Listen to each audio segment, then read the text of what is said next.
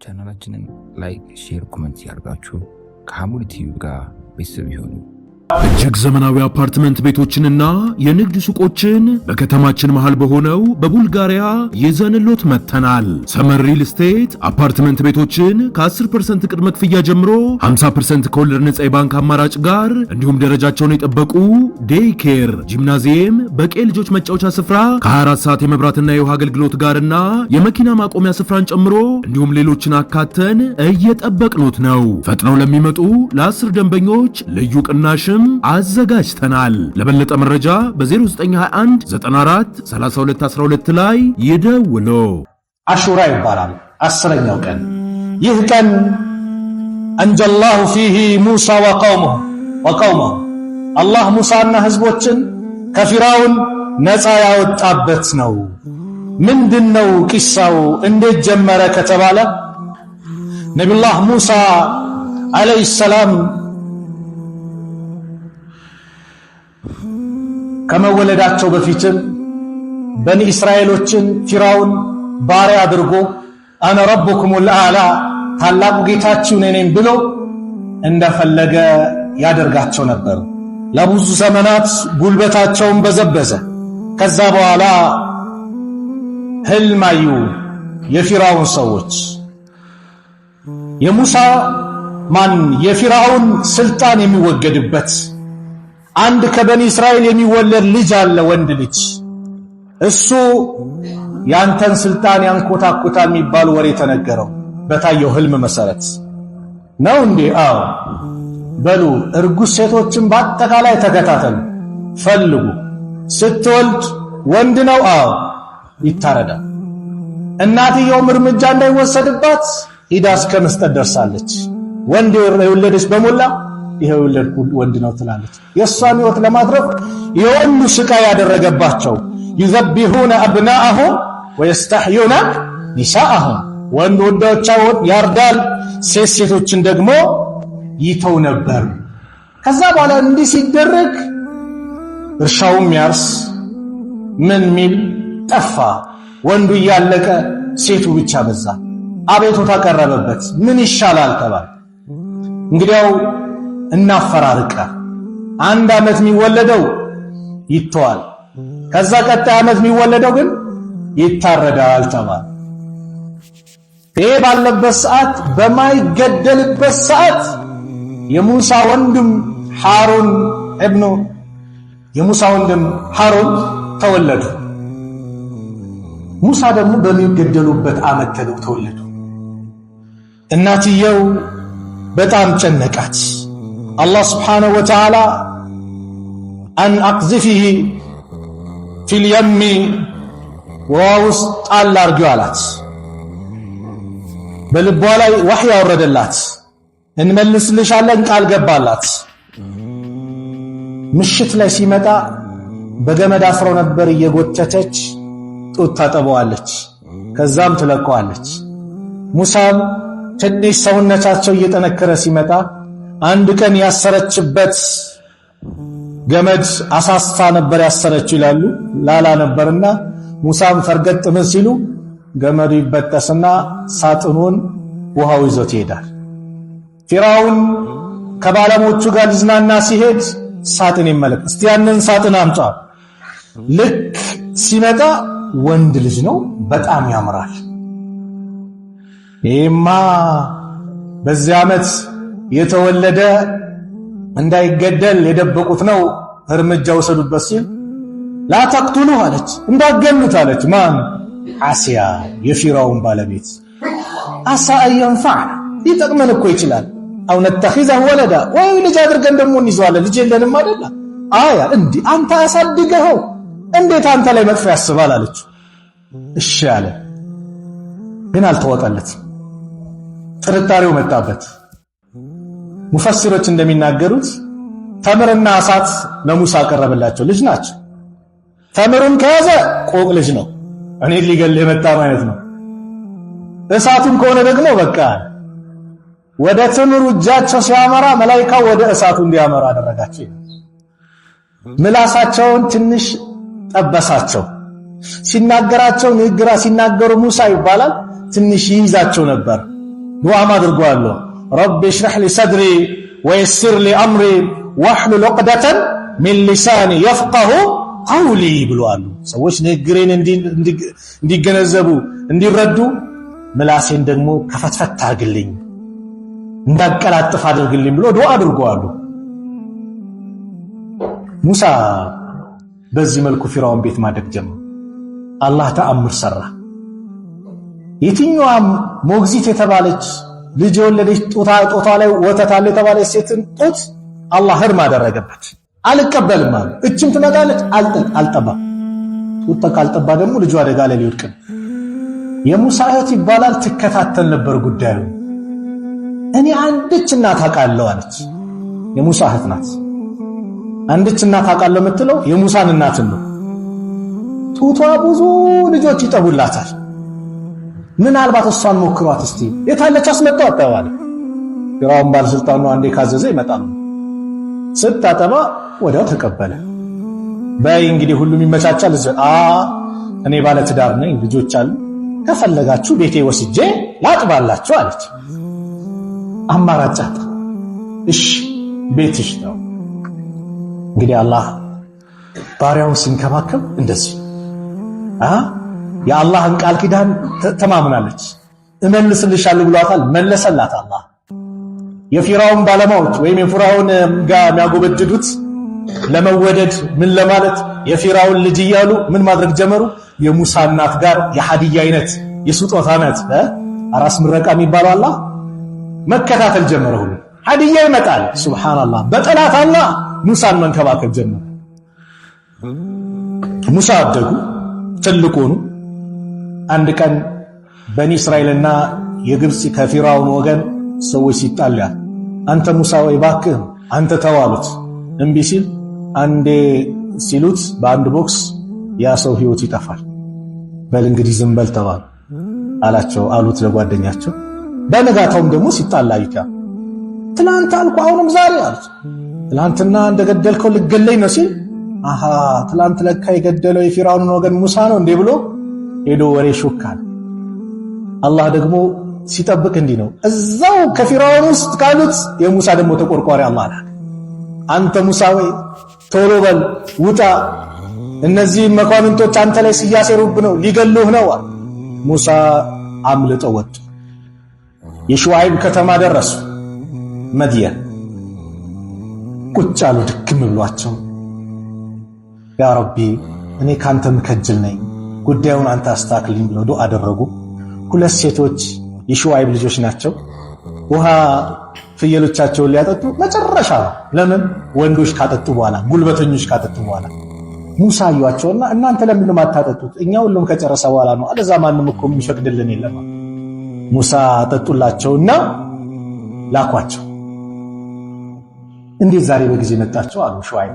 ኧረ አንድ ደግ ሰው እኮ እንዲያረጋልን ነው። ጥሪው መጣች። ማን ልጠራ? ሙሳ ልጠራ። ከዛ በኋላ ሙሳ አለይሂ ሰላም ና አባቴ ይፈልግሃል። ፈጃአትሁ ኢህዳሁማ አንደኛዋም መጣች። ተምሺ አላ እስትሕያኢን በእፍረት የምትሄድ ስትሆን ቃለት ኢነ አቢ የድዑከ አባቴ ይጠራሃል ሊየጅዚየከ አጅረ ማ ሰቀይተ ለና ለእኛ ላጠጣህልን ደሞዝ ሊከፍልህ። ፈለማ ጃአሁ ሙሳም ሹዓይብ ጋር የመጡ ጊዜ ወቀሰ ዐለይህ ልቀሰስ ታሪኩን ተረኩላቸው፣ ያጋጠማቸውን የሆነውን ነገር። ቃለ ላ ተኸፍ አትፍራ፣ ነጀውተ ሚነል ቀውሚ ዛሊሚን ከበደለኞቹ ህዝቦች እኮ ድነሃል፣ እነዛ አረመኔ ከተባሉት ድነሃል፣ አብሽር አትፍራ አሏቸው። አንደኛዋም ብሎ አለች ቃለት ኢህዳሁማ ያ አበቲ አባቴ ወይ እስተዕጅርሁ ቅጠሯ ኢነ ኸይረ መን እስተዕጀርተ አልቀዊዩ ልአሚን አንተ ከቀጠርካችሁ ሰዎች ታማኙና ጠንካራው እሱ ነው። እንዴት መሆኑን አወቅሽ አላት። ቀውይ የተባለው 40 ሰው ይባላል ወይም 10 ሰው የሚከፍተውን የውሃውን ክዳን ድንጋይ ነው፣ ትልቅ ነው፣ ግዙፍ ነው። ብቻቸውን አነሱታል። ጥንካሬውን በዚያ አዩ። ታማኝ የተባለው ደግሞ አባቴ ይጠራሃል ስትለው እሺ እኔ ከፊት ፊት ሄዳለሁ አንቺ ከኋላ ሆኜ ቦታውን አትመላክቺኝ። አለዛ እሷ ከፊት ከሆነች እሱ ሙሳ ከኋላ ከሆኑ አንድ ወንድ ሴትን ከኋላ የሚመለከት ከሆነ ጨርሱት እንግዲህ ግልጽ ነው አይደል? አዎ ጥንቃቄ ማለት ነው። አንዳንድ ሰው አለ እኔ ምንም እንዴት ይናት እኔ ምንም ፈተና ነው። ዩሱፍን እኮ አለይሂ ሰላም እንደኛ ጥበቃ እኮ ባይኖር እኮ እሱም እኮ አስቦ ነበር እኮ አላቸው ቁርአን ላይ። የዩሱፍ ዙለይኻ የምትባለው ዩሱፍን ሀይ ተለክ ብላል ተዘጋጅቼላለሁ አለ። እንደኛ ጥበቃ የኢማን ብርሃንን ባንለግሰው እኮ እሱም አስቦ ነበር፣ ግን አላህ ጠበቀው ነው። ደካማ ነው ወታደር የተባለ ጀግና ሴት አጠገብ ሲደርስ ይወድቃል። ጥንቃቄ ነው። ሙሳ ይህንን ሲሉ ታማኝነቱን በዚህ መሰከረች። የዚህ ጊዜ ሹዓይብ 8 ዓመት ከፈለክም ከሞላው 10 ዓመት እኔን ታገለግላለህ፣ ከሁለቱ ግን አንዷን ልጄ እድርሃለሁ አለ። አላህ አመቻቸላቸው። ያንን ዓመታት ጨርሰው ወደ ፊራውን ጋር ወደ ቤተሰቦቻቸው ጋር ሲመለሱ መንገድ ላይ የሆነ ብርሃን ያሉ። ይህ ብርሃን ምንድነው ሲጠብቁን ብለው ሲሄዱ ያዩት ብርሃን መንገድ የዱንያውን መንገድ የሚያመላክት ሳይሆን የአኺራውን የአላህ መንገድ የአላህ ራእይ ወህይ የሆነ መንገድ ነበር። ሙሳን ጠራቸው። እጅህን አውጣላቸው። እጃቸውን ከኪሳቸው ሲያወጣ ያበራል። የለምጣምነት የበሽታ አይደለም፣ የተአምር ዘንግ አለ።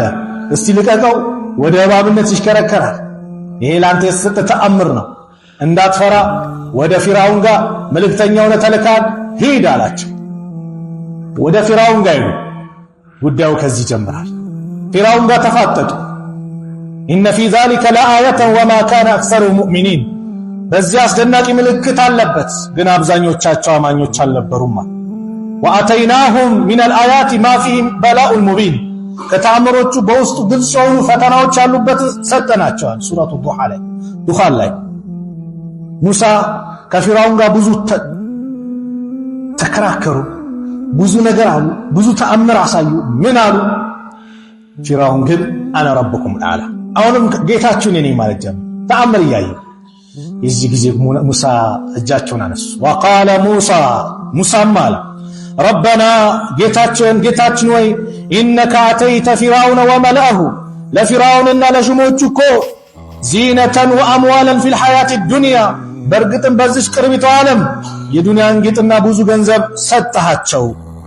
ሊዩድሉ አን ሰቢሊከ፣ መንገድህን ሊያሰቱ ሰዎች ሊያጠሙ። ረበና ጌታችን ወይ እጥሚስ አላ አምዋልህም፣ ገንዘቦቻቸውን አጥፋ። ወሽዱድ አላ ቁሉብህም፣ ቀልቦቻቸውን አትምባቸው። ፈላ ዩእሚኑ ሐታ የረው ልዓዛብ አልአሊም፣ አሳማሚውን ቅጣት እስኪመለከቱ አያምኑም እነዚህ ሰዎች። ጌታችን ወይ ብሎ ሙሳ ዱዓ አደረጉ። የሙሳ ዱዓ የተሰማ ይባላል። ሙሳ ካደረጉ ሙሳና ሐሩን ዱዓ አድርጎ በፊራውን ላይ ዱዓቸው የተሰማው ከ40 ዓመት በኋላ ነው። እኛ ዛሬ ለምንን እንላለን? ሶብር ይፈልጋል እንጂ አላህ ለአንተ ይመቻል አይመችም፣ ጥሩ ነው ጥሩ አይደለም አላህ ነው የሚያውቀው። ዱዓ አድርገህ አትከስርም፣ ዒባዳ ነው ራሱ። ስለዚህ አጭው እስትዕጃል የሚባለው ዱዓ ሙስተጃብ እንዳውን ያደርግብሃል። ሙሳ አለይሂ ሰላም ይህንን በዚህ መልኩ ዱዓ አደረጉ። ፈደዓ ረበሁ አነ ሃኡላኢ ቀውም ሙጅሪሙን፣ ጌታውንም ተጣራ እነዚህ ሰዎች አመፀኞች ህዝቦች ናቸው ሲል፣ የዚህ ጊዜ ሙሳ ላይ አላህ ወህይ አወረደ። ወአውሐይና ኢላ ሙሳ፣ ወደ ሙሳ ወህይ አደረግን። አን አስሪ ቢዒባዲ ኢነኩም ሙተበዑን፣ ባሮቼን ይዘህ ሌሊት ተጓዝ ጥፋ፣ እነሱም እናንተን ይከተሏችኋል አለ። ፈአርሰለ ፊራውን ጉዳዩን ሰማና ላከ። ፊል መዳኢኒ ሓሽሪን፣ በከተማዎች ውስጥ ሰብሳቢዎችን ጠራ። እንዲህ ሲልም አዘዛቸው፣ ኢነ ሃኡላኢ፣ እነዚህ ሰዎች ጭፍሮች እኮ ለሽርዚመቱን ቀሊሉን፣ ጥቂት ጭፍሮች ናቸው፣ እንዳፈው በጣም ጥቂት ናቸው ሲያበረታታ። ወኢነሁም ለና ለጋኢዙን፣ እነርሱ ለኛ አስቆጮች ናቸው፣ በጣም አበሳጭተውናል አለ። ወኢና ለጀሚዑን ሓዚሩን፣ እኛም አብዛኞቻችን ብዙዎቻችን ጥንቁቆች ነን አለ። በዚህ አድርጎ ሙሳ ሌሊት ውጣ ተብሏል፣ ወጡ። ፊራውን ሰራዊቶችን አለ የተባለ ሰራዊቶችን ከነጦሩ ሰብስቦ ላከ። ፈለማ ተራአ አልጀምዓኒ፣ ሁለቱ ጀማዓዎች ጭፍሮች በተያዩ ጊዜ ቃለ አስሓቡ ሙሳ፣ የሙሳ ጓዶች አሉ ተከታዮች፣ ኢና ለሙድረኩን፣ እኛ እኮ የሚደረስብን ነን አሉ። ፊት ለፊታቸው ባህር ነው፣ ከኋላቸው ፊራውን ነው። አለቀልን፣ አንተ ሙሳ አስጨረስከናል። አላህን በአማኑ ጊዜ ተዋወቀ። ቁርአኑን ስንቀረው ዝም ብለን አይደለም፣ የራሱ መልእክት አለው። ሙሳ ከአላህ ጋር ውጣ ብሏቸው አላህ አዟቸው አላህ አስጠቃቸው። ማይታሰብ ነው። አንድ ስራ ጀመርክ አይደል? አላህን ተማምነ ጀምራል። አላህን ተማምነ ጨርስ። በአላህ ላይ እምነት ይኑርህ። ተስፋ መቁረጥ ቢባል በሙስሊም ላይ ሊታይ አይገባም። በምንም መልኩ እዝች ጋር ድረስ አፍንጫ ላይ እስኪደርስ አላህ ይፈትናል። ግን ፈረጃው ይመጣል። ሊነጋጋ ሲል ይጨልማል። ገመዱ ትር ስታደርገው ይበጠሳል አይደል? ያንተም ጭንቀት እንደዛው ተበጥሶ ይወገዳል። ስለዚህ ሁሌም በአላህ መተማመን፣ በአላህ ላይ ተስፋ አለመቁረጥ። በአላህ ላይ ተስፋ የሚቆርጡት ጠማማዎች ህዝቦች ናቸው ተብሏል። በምንም መልኩ ተስፋ ልቆርጥ አይገባም። ሙሳም አሏ ከላ በጭራሽ ኢነማ ያ ረቢ ጌታዬ ከኔ ጋር ነው፣ ሰየህዲን ምን ማድረግ እንዳለብኝ እሱ ያመላክተኛል። በጭራሽ አሉ። አላህ አዘዘ። ፈአውሐይና ኢላ ሙሳ ወደ ሙሳ ወህይ አወረድን። አንድሪብ ቢዐሳከ አልበሕር በዘንግ በያዝከው ዘንግ ባህሩን ምታው አላቸው። ፈንፈለቀ ፈካነ ኩሉ ፊርቅን ከጠውድ ልዓዚም። ሙሳም መቱት፣ ይሄኛውም ደግሞ ልክ እንደታለ ትልቅ ጋራ ሆኖ ተከፋፈተ፣ ክፍላል። እንደውም ይባላል 12 ድልድይ ሆነ። 12 ጎሳዎች ነበሩ። የኔ ጎሳ እንዳይልም ሁሉም በየጎሳው ብለውና በዛ ድልድይ ተሻገረ። ወለቀድ አውሐይና ኢላ ሙሳ ወደ ሙሳ ወህይ አወረድን ይላል በሌላ ቦታ።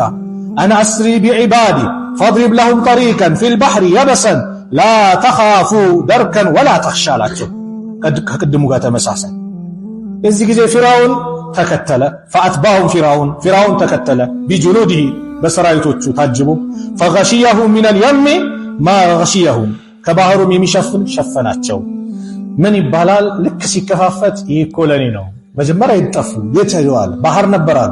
ሲያዩ ድልድይ ሆኗል። በሉ ግቡ አላቸው። እሱ ግን ወደ ኋላ ይላል ይባላል። ሁሉንም ግቡ ይላል፣ ወደ ኋላ ይላል። መላኢካው ሴት ፈረስ ይዞ መጣ። የፊራውን ወንድ ፈረስ ነበር። ሴት ፈረስ ከፊት ሆኖ ሲከተል ሲሄድ የፊራውንም አብሮ ተከተለና ገባ። ከዛ ሙሳን እንዳትመተው ተዋሉት። በዛው ተዋላቸው አላህ ባህሩ።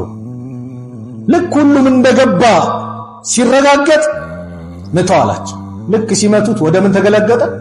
ወደ ባህርነት። ሁሉም ሰጠሙ። ፊራውንን ግን ምን አደረገው? አንሳፈፍ ነው። ወአዝለፍና ሰመ አልአኸሪን እነዚያም ዘንድ ሌሎችን አቀረብን። ወአንጀይና ሙሳ ወመን መዐሁ ሙሳንና ከእርሱ ጋር ያሉትን ደግሞ ነጃልን አጅማኢን በአጠቃላይ ثم أغرقنا الآخرين ሌሎችን የፊራውን ወገኖችን ደግሞ አሰጠምን። ኢነ ፊ ዛሊከ ለአያ በዚህ ላይ ትልቅ ድንቅ ተአምር አለ። ወማ ካነ አክሰሩሁም ሙእሚኒን አብዛኞቻቸው የሚያምኑ አይደለም።